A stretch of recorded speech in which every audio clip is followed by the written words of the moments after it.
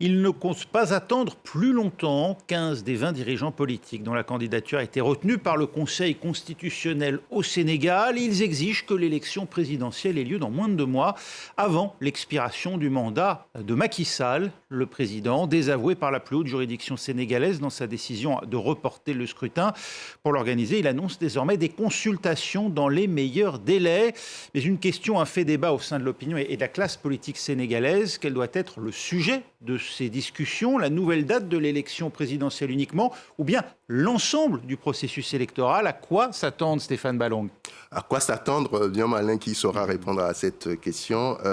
Au moment où je vous parle, il est difficile de dire quelle direction pourraient prendre ces négociations. Vous l'avez dit vous-même, la classe politique et l'opinion sénégalaise est très divisée. Vous avez d'un côté ceux-là que vous citiez, Raphaël, c'est-à-dire les 15 des 20 candidats retenus, mais aussi une partie de la société civile réunie au sein de ce qu'on appelait Arsounou élection, je vais y arriver, qui signifie protégeons notre élection, qui demande que les élections se tiennent maintenant et tout de suite, avant le 2 avril, élection et même passation de service entre Macky Sall et son successeur.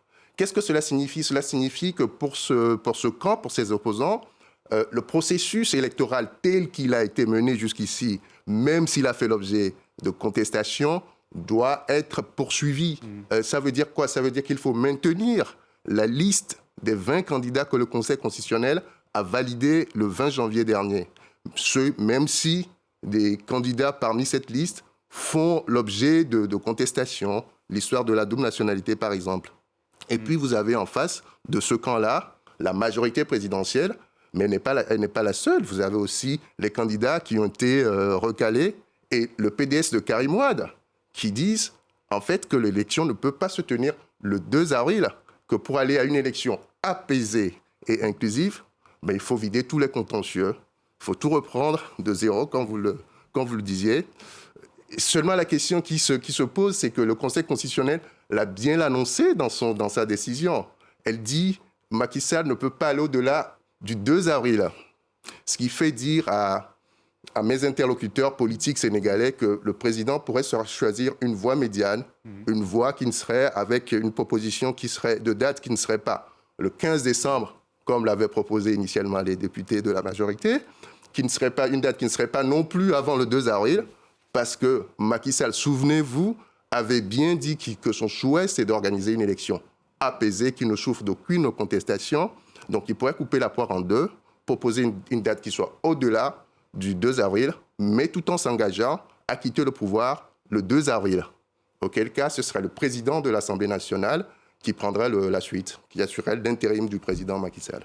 Et il reste 1 mois et demi d'ici au 2 avril pour être fixé et donc savoir quelle sera la date finalement retenue.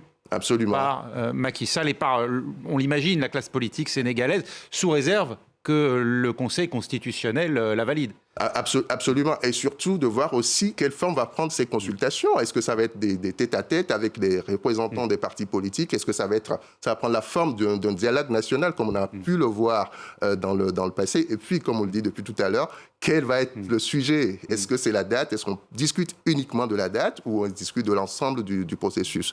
C'est cela qu'il faut suivre dans les prochains jours. Merci beaucoup Stéphane Ballong. Voilà ce qu'on peut dire pour la situation à l'heure où nous parlons au Sénégal.